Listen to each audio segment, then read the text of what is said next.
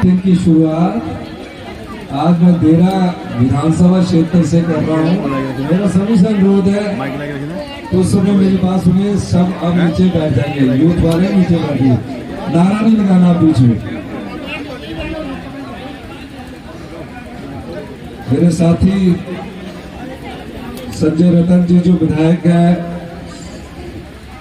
हमारे ज्वालामुखी विधानसभा क्षेत्र से एआईसीसी के ऑब्जर्वर, पूर्व ब्लॉक कांग्रेस कमेटी के अध्यक्ष रुमा कौंडल जी, बालिया जी, हमारे कामगार बोर्ड के चेयरमैन नरदेव कंवर जी, इस क्षेत्र के प्रत्याशी राजेश शर्मा जी, सुनील कश्यप डायरेक्टर, पुष्पिंदर जी, हमारे डोगरा जी, इंदर जी, सभी पत्रकार बंधुओं और इस क्षेत्र के सभी बुजुर्ग माताएं, बहनें, युवा साथियों, प्यारे बच्चों, आज चुनाव का अंतिम दिन और अंतिम दिन मैं फिर देरा विधानसभा क्षेत्र में आया। इससे पहले मैं ढिलियारा विधानसभा क्षेत्र में आया था। 75 साल में ये पहला ऐसा मौका आया जब कांग्रेस पार्टी ने निचले हिमाचल से पहला हमको मुख्यमंत्री भी दिया और उप मुख्यमंत्री भी दिया। मुख्यमंत्री बनने के बाद मैं देरा विधानसभा क्षेत्र में आया। बस स्टैंड का शिलान्यास था, उद्घाटन किया, सभी सम्मानित लोगों से मेरी बातचीत हुई। उस समय मेरी किसी ने बात सुनी, मैंने उस दिन कहा था कि देरा जिसके बारे में कहा जाता है कोई नहीं तेरा, मेरा नारा था देरा मेरा। और अब इस मायने समझना इस बात का, ये शुरुआत है। जो चीज आप कई सालों से मांग रहे थे वो चीज आपको मिलेगी।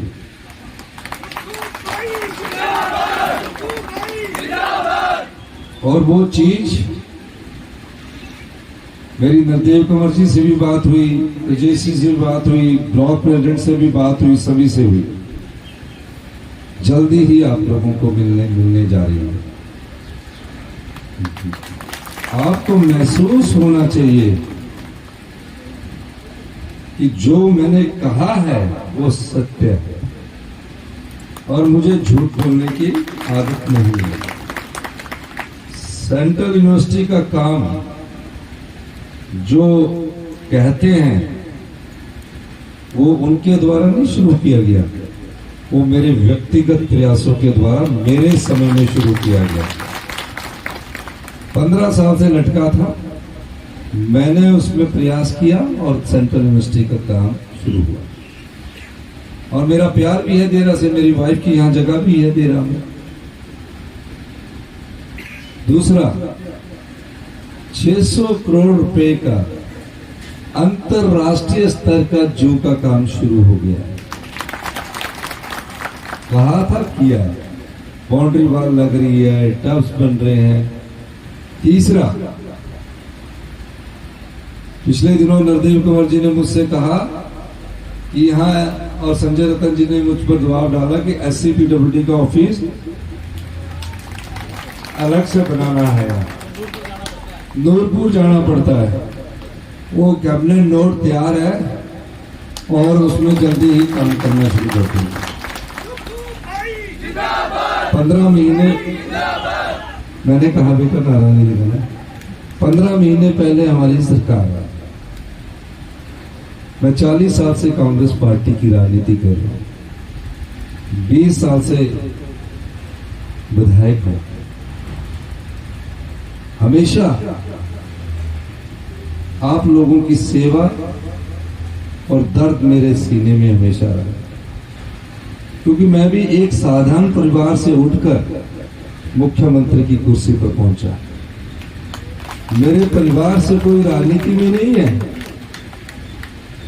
वो एक किसान है, एक कर्मचारी का मैं बेटा हूं। भारतीय जनता पार्टी वाले सवाल करते हैं कि हमने 15 महीने में क्या किया। हमने 15 महीने में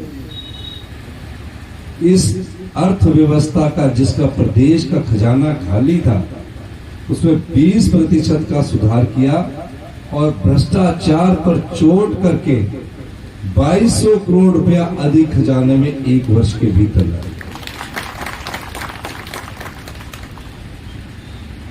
और दूसरा उसमें हमने काम किया, क्या सरकारी कर्मचारियों को 1,36,000 सरकारी कर्मचारियों को हमने ओल्ड पेंशन स्कीम से नवाजा।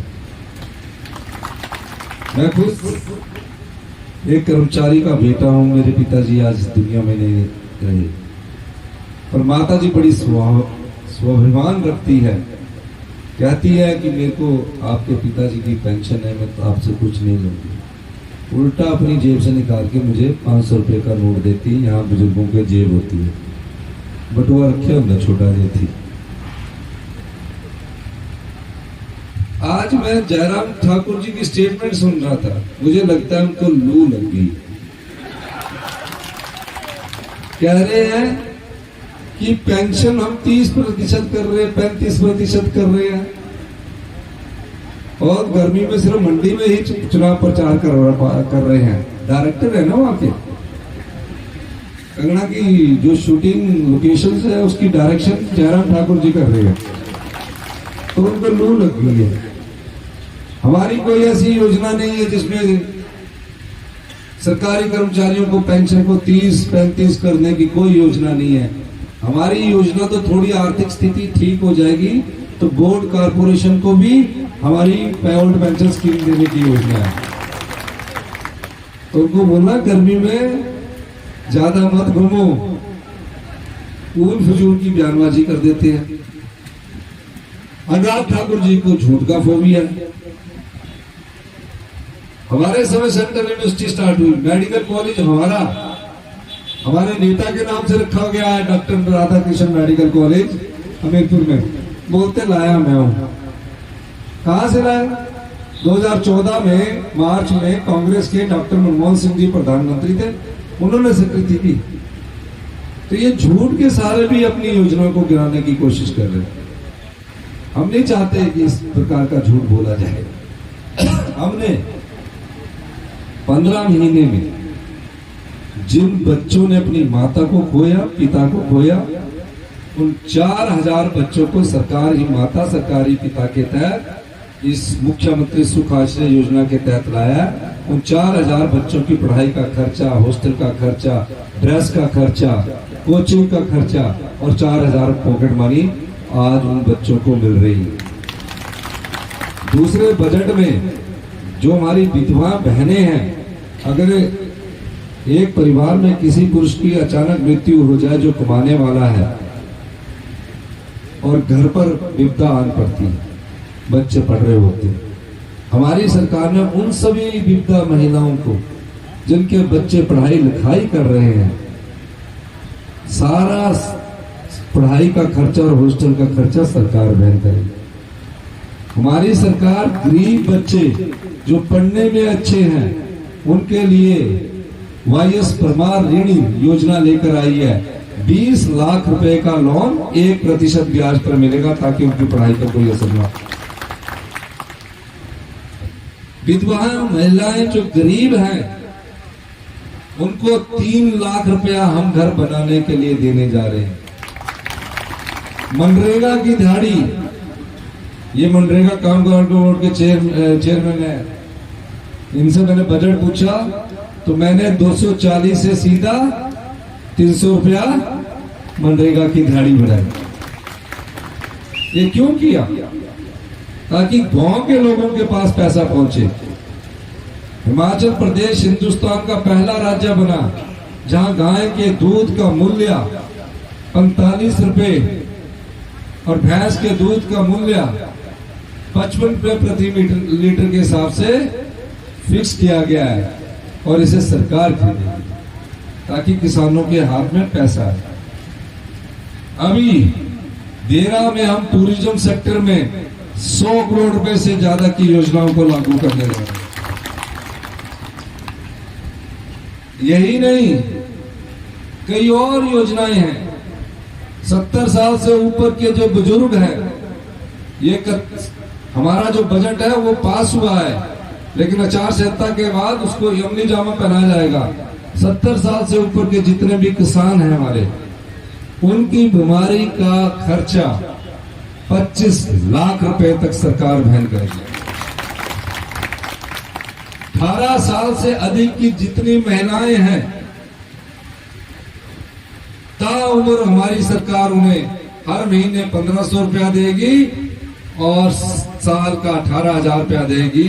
प्रधानमंत्री किसान सम्मान निधि में 3 किस्तों में 6,000 देता है और ये योजना लागू हो गई है। लोगों को पैसा मिलना शुरू हो गया।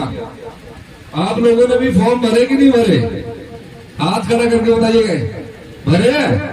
तो अंजो मिली जाना फटाफट। लेकिन भारतीय जनता पार्टी वाले कहते 1500 कम मिलेगा।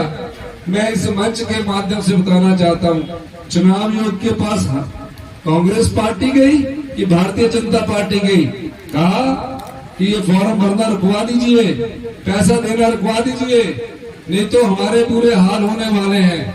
आपके बुरे हाल तो वैसे भी होने वाले हैं, क्योंकि आपने जनता की चुनी सरकार को गिराने का घिनौना काम किया है। तो ये चुनाव आयोग के पास गए, चुनाव आयोग ने कहा, हमने दलील दी तो कहा फॉर्म भर सकते हैं, पैसा कहते इलेक्शन के बाद में डाल देना। वो कोई बात नहीं है, हम राजनीतिक लाभ के लिए कोई फायदा नहीं देते। अप्रैल और मई की किस्त जून में आपके अकाउंट में 3,000 रुपए पड़ जाएगी। तब ना चुनाव होंगे, सिर्फ हमारी सेवा भावना होगी। अगर हमने चुनाव ही देखने होते तो अधिकारी कहते थे ओपीएस 2026 में लागू कर दो, 1500 रुपए भी 2026 में लागू करना। मैंने उस चीज को नहीं देखा। मैंने कहा ये जनता का पैसा है, जनता का मुख्यमंत्री बना हूं, इनको हर साल जितना हम कमाएंगे वो सारा जनता में बांटेंगे। ये योजनाएं 15 महीने की है। यही नहीं, एक बड़ी विचित्र घटना देरा में घटती। ये आजाद भारत का पहला ऐसा उदाहरण है जहां आपके क्षेत्र के आजाद प्रत्याशी होशियारी सिंह जी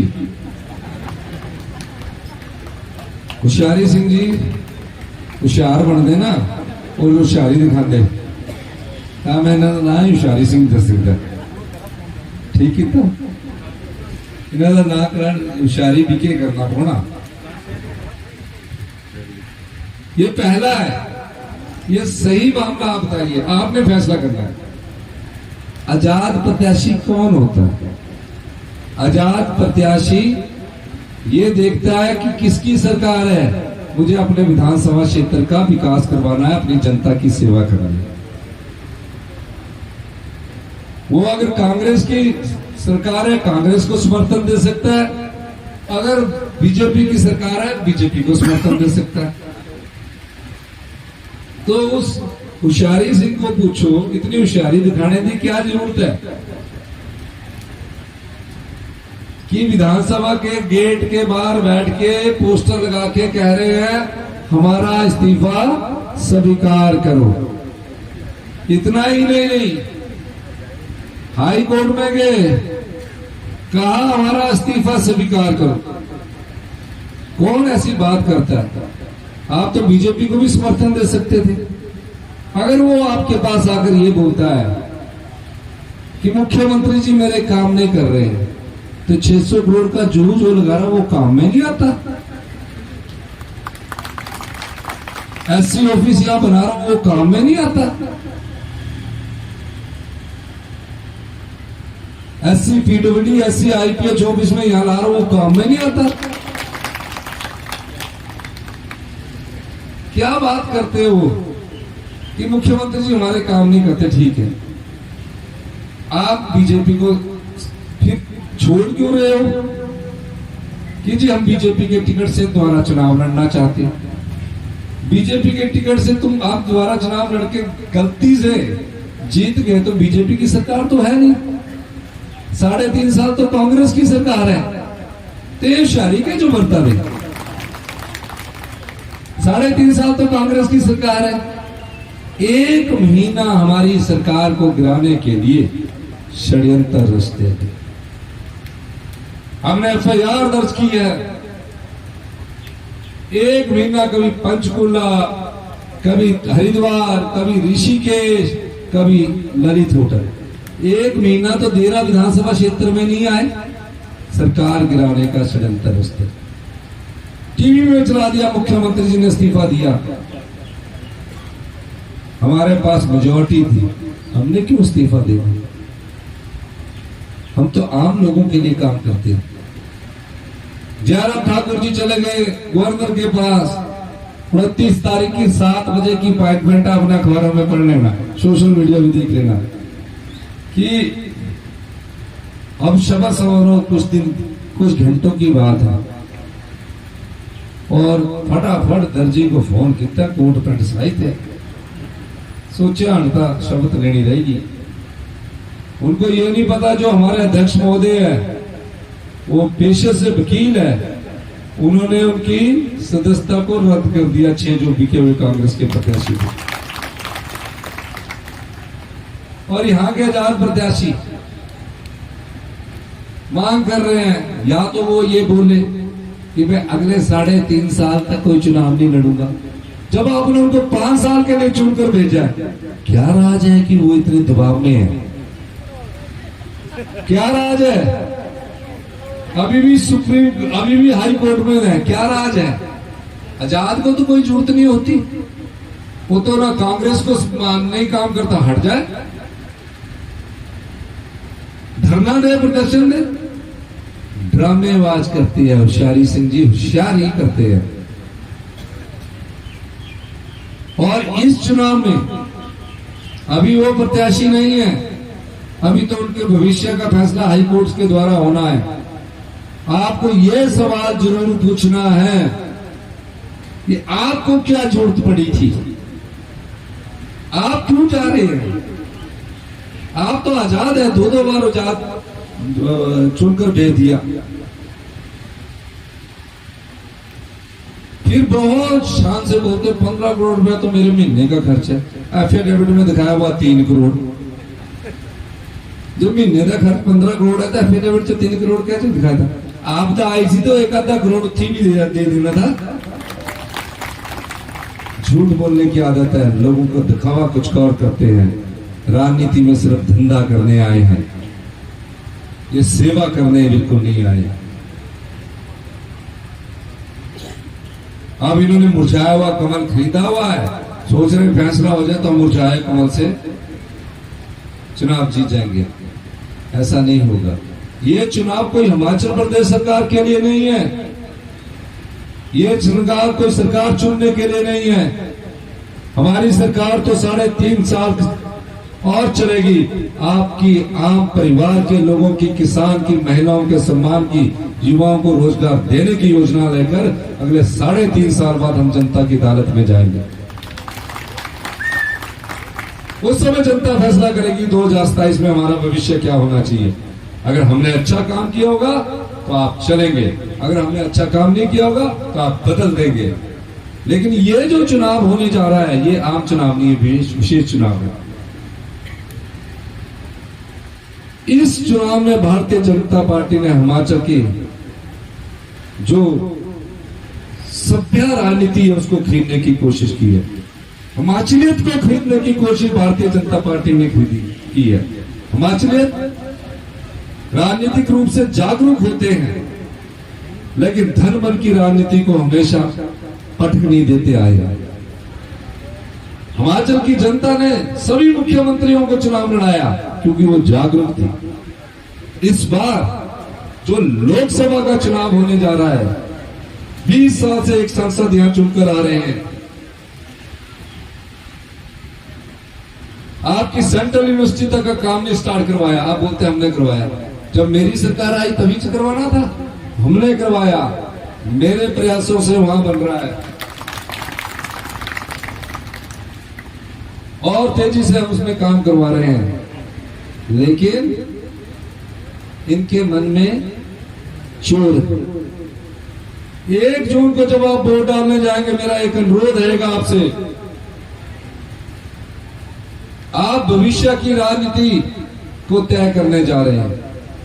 आपको यह तय करना है कि हजारों साल की गुलामी के बाद आजाद भारत में कोई सबसे बड़ा हिंदुस्तान की जनता को अधिकार मिला है, तो वो वोट का अधिकार है। आपके वोट की ताकत से हम विधायक बनते हैं, मुख्यमंत्री बनते हैं, मंत्री बनते हैं। ये आपकी वोट की ताकत ही है कि बड़े से बड़े नेता को आपके दरबार में आकर वोट मांगना पड़ता है, और आपके वोट को लेकर जो सरकार चुनी जाती है, अगर उस सरकार को धनबल से गिराने की कोशिश की जाती है, तो ऐसी पार्टी को आप सबक सिखाओगे कि नहीं सिखाओगे? हाथ खड़ा करके बताइए। पक्का करेंगे? इधर वाले नहीं कर रहे, पिपड़ के नीचे जुड़े। ऐसे लोगों को सबक सिखाना जरूरी है। मैं आज क्यों आपसे अपील करने आया हूं? हमारा तो चुनाव 3.5 साल बाद होगा, और इस प्रकार की राजनीति को कोई रोक सकता तो वो जनता है, सरकार नहीं रोक सकती। सरकार सिर्फ FIR दर्ज कर सकती है, उनको दोषी ठहरा सकती है, लेकिन जनता के वोट की ताकत इस धनबल को रोक सकती है। और इस वोट को बचाने का अधिकार हिमाचल प्रदेश की जनता का है, देरा की जनता का है। 1 तारीख को जब आप वोट डालने जाइए, तो एक ऐसे प्रत्याशी को आप 20 साल से वोट डाल रहे हैं। जब अग्निवीर योजना लागू हो रही थी, उन्होंने कोई भी वहां आवाज नहीं उठाई। हिमाचल के लोग सेना में जाकर देश के लिए कुर्बान होने के लिए हमेशा तैयार रहते हैं। छोटी सी जनसंख्या वाला देश, जहां प्रदेश 75 लाख की हमारी जनसंख्या है, 4 परमवीर चक्र प्राप्त कर चुका है, कितने सेना मेडल प्राप्त कर चुका है, लेकिन आज युवाओं में जोश कम हो गया। +2 के पास मेरे जो एक्सरसाइज करते थे, क्यों? क्योंकि अग्निवीर योजना ने सेना में भर्ती होने के लिए युवाओं के मन के जोश को कम किया है। क्या करते रहे सांसद सदस्य? सरकार इनकी 10 साल में ये योजना लाई, कांग्रेस ने 75 साल में ऐसी कोई योजना नहीं लाई। तो आप हमारे एक पूर्व सैनिक के बेटे हैं सतपाल राजादा जी, किसान है, मैले इंसान है। आपने उनके पक्ष में 1 जून को अधिक से अधिक वोट डालने हैं। डाल गए कि नहीं डाल गए? हाथ खड़ा करते हैं। ये तो सारे उत्तर भगवान ही है ना। यही मैं कहना चाहता हूं। ये तो हो गया वोट का, लेकिन इसके अलावा और क्यों आप वोट डालना चाहते हैं?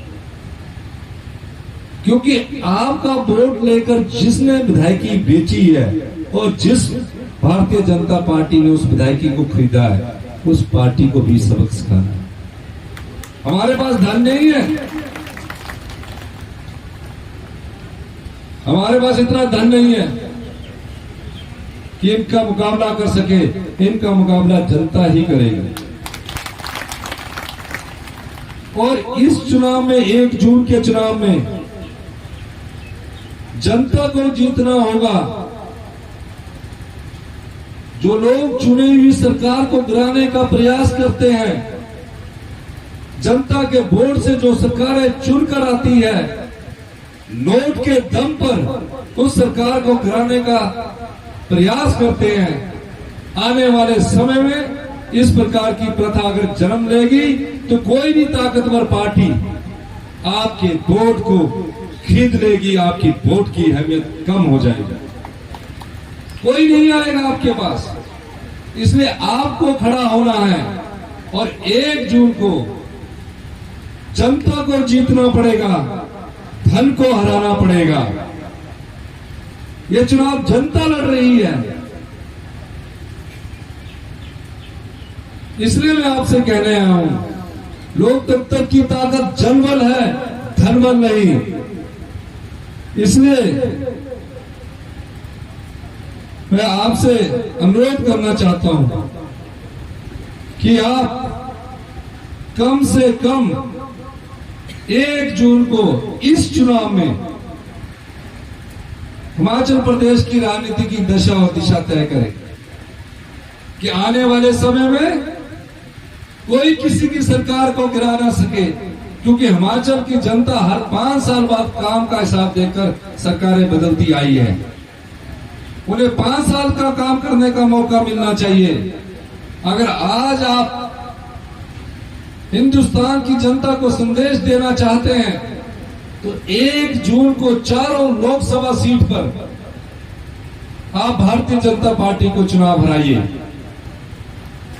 चारों सीट पर 6 विधानसभा के हो रहे हैं। रिश्तेदारों को फोन करिए कि ये 6 को भी हराना और 4 को भी हराना है। जब आप ये संदेश देंगे तो जनता की ताकत का एहसास उन बिकी हुई विधायकों को भी होगा और उस पार्टी को भी होगा। तो क्या आप ये संदेश देने के लिए तैयार हैं? इस चुनाव में जनता को जीतना है, ये मेरी बात याद रखना। आज हम मुख्यमंत्री या कल नहीं होंगे, लेकिन भविष्य के चुनाव में अगर इस प्रकार की राजनीति प्रवेश कर गई, आपकी अहमियत खत्म होती जाएगी। अपनी अहमियत के लिए इस चुनाव को अपने को जीतना है और इस चुनाव में जनबल जीतेगा, मुझे पूरी आशा है। और जनबल हाथ खड़ा करके बताना, जनबल धनबल। मजा नहीं आया, जोर से बोलना। जनबल, इधर वाले भी बोलो, जनबल धनबल। जनबल को जीतना होगा हिमाचल की राजनीति के लिए, जहां ईमानदारी से राजनीति हो सके। ये चुनाव ईमानदार और बेईमान के बीच का है, सच और झूठ के बीच का है, धर्म और अधर्म के बीच का है। बेईमान कई बार रूप रंग बदल कर आता है, छल कपट करता है, ईमानदार से टकराता है, लेकिन जीत ईमानदारी की होती है। झूठ का कई बार सामना सच से करना पड़ता है, बार बार झूठ सच से टकराता है, लेकिन जीत सच की होती है। धर्म और अधर्म की लड़ाई में इतिहास गवाह है। अगर कोई जीता है, बड़े बड़े युद्ध देख लीजिए, महाभारत देख लीजिए, हमेशा धर्म की जीत हुई है। तो ये जनता का धर्म युद्ध है कि आप भविष्य की राजनीति की दशा और दिशा तय करेंगे। इन्हीं शब्दों के साथ मैं एक बार फिर प्रार्थना करता हूं कि आप सतपाल रायजादा जी को अधिक से अधिक वोट डलवाकर ईमानदार प्रत्याशी को विजय बनाइए। डालोगे कि नहीं डालोगे? आपका बहुत बहुत धन्यवाद। जय हिंद, जय भारत।